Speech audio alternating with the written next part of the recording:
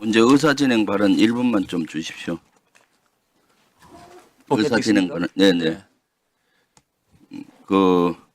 지금 우리가 내란 혐의 국정조사를 하고 있습니다. 우리는 국민을 대표해서 여기서 국정조사를 하고 있습니다. 쉽게 말하면 이 자리는 국민의 재판이라고 보여집니다. 내란이라는 이러한 역사적인 있어서는 안 되는 이러한 사항, 친위 구태타로 온 나라가 흔들리고 있습니다. 여기에 진상조사를 명확히 하고 다시는 그런 일이 없도록 하라는 것이 국민의 명령입니다. 이 장이 국민 재판이 여기서 이루어지는 겁니다. 그런데도 불구하고 지금 정인들은 지금 일부 인원들은 입을 닫고 있습니다. 이것은 국민의 녹을 먹으면서 장관식이나 했던 분들이 국민재판정에 나와서 입을 닫는 것은 국민에 대한 예의가 아니고요. 여러분들 스스로도 보호하는 것이 아니라고 봅니다. 뜻하지 않으니까 이렇게 하는 거 아니겠습니까? 제대로 답변을 해서 국민에 대한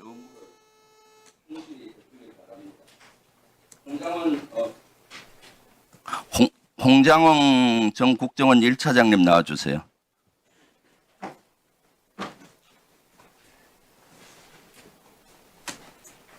네, 1차장님은 12월 3일 날 비상계엄이 있는 날 한 20시경에 전화를 대통령이 전화가 올 테니까 전화 대기하라는 거 누구로부터 받았습니까? 처음에 대통령께서 전화를 하라고 하는 지시를 제 보좌관으로부터 받았습니다. 아, 전화를 대통령한테 하라고? 예, 그런 지시가 있었다. 아, 대통령께서 전화를 하라고 하신다라는 지시를 전달받았습니다. 그러면은 몇 시쯤 그걸 받았죠?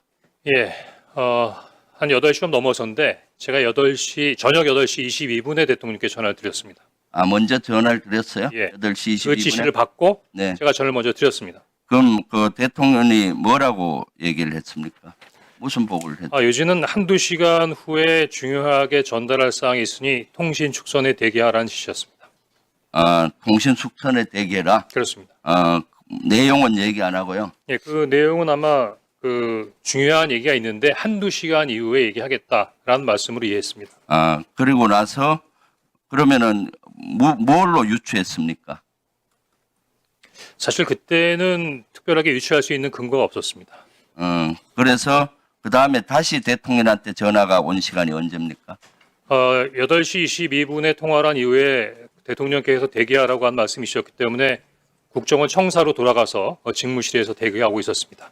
그리고 대기하고 있는 중에 10시 23분에 비상계엄이 일어난 부분을 TV로 보고 그 위에 한 30분 정도가 지난 10시 53분 정도에 대통령께서 전화를 주셨습니다. 그때는 대통령이 1차장한테 전화를 먼저 했다. 그렇습니다. 네. 어떤 내용의 전화를 했습니까? 전화 내용이 뭐였습니까? 첫 번째는 비상계엄을 발표한 사실을 확인했는가 하는 부분이고 두 번째는 아까 윤건영 의원님께서 질문했던 내용과 동일합니다. 중요한 요지는 방첩사령부를 적극 지원하라는 부분이 이어졌습니다. 방첩사를 적극 지원하다. 그리고 또 있었잖아요. 잘 지원하면은 예산도 주고 수사권도 주겠다. 이런 얘기. 아니 그런 말씀은 아니셨고요. 네. 풀 텍스트를 직설화법으로 원하신다면 그대로 말씀드리겠습니다. 그럼 방첩사를 지원하라. 예, 전화를 받으니까 네. 비상계엄 발표하는 걸 확인했냐고 묻었고 네. 그다음에 조금 좀 강한 어투라서 말씀드리기가 좀 어렵습니다만 하여튼 이번에 다 잡아들여서 싹 다 정리해라라고 말씀하셨습니다. 근데 그때 목적어가 없었습니다. 그래서 어느 누구를 그렇게 해야 되는지까지 잘 몰랐고 그렇다고 대통령께 누구를 체포하라는 말씀이십니까? 라고 여쭤보기도 뭐해서 잠깐 기다리고 있는데 대통령께서도 약간 말씀에 퍼지가 있었습니다. 그러더니 지금 주시겠다는 건지 아니면 향후에 주시겠다는 건지 말씀하지 않은 상태에서 국정원의 대공수사권을 줄 테니 이번에는 일단 방첩사를 적극 지원해라. 아마 방첩사에 자금이면 자금, 인원이면 인원 무조건 지원해라고 말씀하셨습니다. 네. 비상계엄. 제가 네. 예 알겠습니다라고 답변했습니다. 아, 그래요. 그래서 1차장은 방첩사령관한테 전화를 했나요? 그렇습니다. 몇 시에 했죠?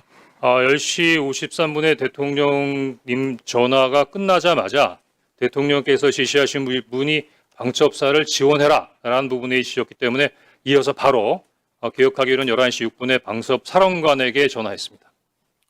방첩사령관한테 전화를 했는데 그때 방첩사령관하고 무슨 통화를 했습니까? 예, 방첩사령관에 11시 6분에 전화했던 것은 처음 전화가 아니고요. 10시 23분 비상계엄이 발표되는 걸 보고 바로 제가 방첩사령관한테 전화를 한 적이 있었습니다. 왜냐하면 10시 23분에 TV를 통해서 방송을 통해서 비상계엄이 발령되는 걸 보고 당시 굉장히 많이 당황했었는데 비상계엄이 발효된 것보다도 더 당황스러웠던 것은 당시로서는 국정원이 비상사항과 관련된 부분에 대해 정보 보호를 전혀 갖고 있지 않았습니다. 따라서 국정원이 그래도 국가의 핵심 정보기관인데 비상사항이라는 부분에 대해 정보 판단이 전혀 이루어지지 않은 상태에서 어떻게 비상계엄이 발효됐는가 국정원이 뭔가 그때 방첩사령관 틀렸구나. 뭐라 했습니까? 좀 예. 짧게 해주세요. 네. 그래서 방첩사령관한테 확인하기 위해서 전화했습니다. 네. 그랬더니 방첩사령관이 저희들도 잘 모르고 있는 상황입니다. 위에서 오케이. 시키는 대로 하고 있습니다라고 답변을 했고 그런 상태에서 대통령께서 전화를 받은 다음에 방첩사령관에게 전화했습니다. 그러니까 마찬가지로 나중에 계속 머뭇머뭇해서 제가 어떻게 된 거야? 라고 얘기했더니 계속 이야기를 안 하길래 부위께서 전화하셨어. 대통령께서 너희들을 도와주래. 라고 이야기를 했더니 그 이후에 아마 정보위에서 말씀하신 그 관련된 내용들을 저한테 얘기했던 겁니다. 그러니까 여러 명 정치인 체포해라 이재명 포함해서 그렇습니다. 몇 명 정도 체포하라 했죠? 제가 기억하기에는 중간에 뭐 일일이 세지도 않았고 당시 밤중에 전화로 메모지에 막 메모를 하는 상황이었기 때문에 14명 정도로 기억합니다. 네. 그리고 계속 있었는데 택도 안 되는 소리라서 끊었다는 얘기 아니에요? 그냥 끊지는 않았고요. 물론 뭐 속으로는 그런 생각을 했지만 대통령이 지시고 방첩사령관이 얘기하는 부분에 대해서 특별한 반응을 보일 수 없었고 마지막엔 그래서 어떻게? 라고 물었습니다. 뜻은 너가 원하는 대로 한 다음에 그럼 어떻게 하면 좋아? 그랬더니 저에게 직접 전화 주십시오. 이렇게 얘기했고 알았어 하고 전화를 끊었습니다. 그래서 그것을 어떻게 조치했나요? 구체적으로 말씀해 주십시오. 조태용 원장한테 보고했을 거 아니에요? 그 내용을? 제가 지난 1년 넘게 우리 조태용 아니, 원장님을 지금 시간이 많지 않으니까 모셨습니다. 보고했죠? 예, 근데 원장님께서 저한테 보고를 받지 않았다라고 말씀하시고 계시기 때문에 제가 참 뭐라고 말씀드리기 좀 어려운데 몇 시에 보고했... 엄중한 자리인 만큼 네. 대통령으로부터 전화를 받았고 방첩사령관으로부터 엄중하고 민감한 사항에 대한 내용을 받은 것을 어떻게 데피티가 원장님께 보고드리지 않을 수가 있겠습니까?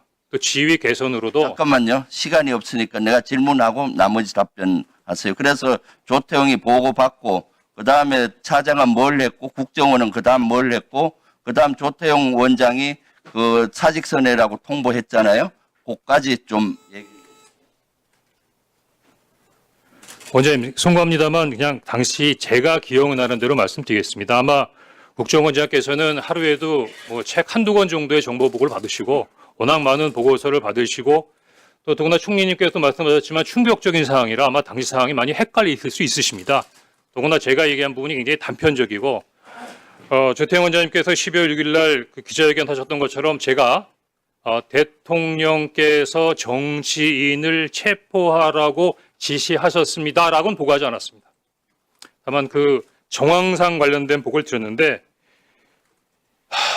10시 53분에 대통령으로부터 전화를 받고 11시 6분에 방첩사령관으로부터 어떤 내용인 줄 알게 됐습니다. 제가 방첩사령관에게 전화를 할 때는 우리 국정원이 놓쳤지만 아마 대통령께서 이렇게 싹 다 잡아드리라고까지 말씀하시는 거 보니까 국내에 장기 암약하던 간첩단 사건을 적발했나 보다.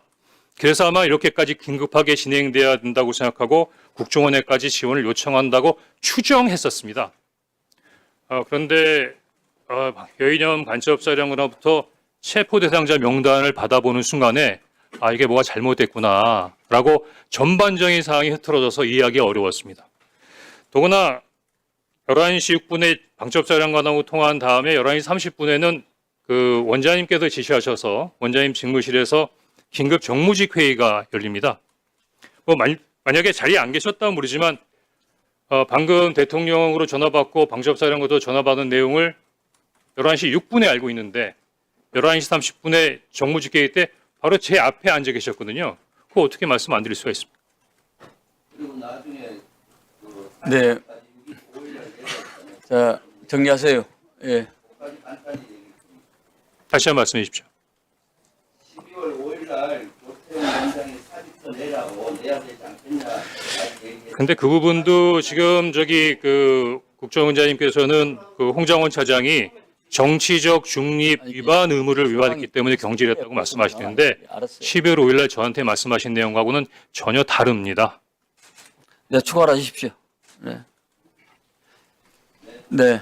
네, 추가를 해주십시오. 네.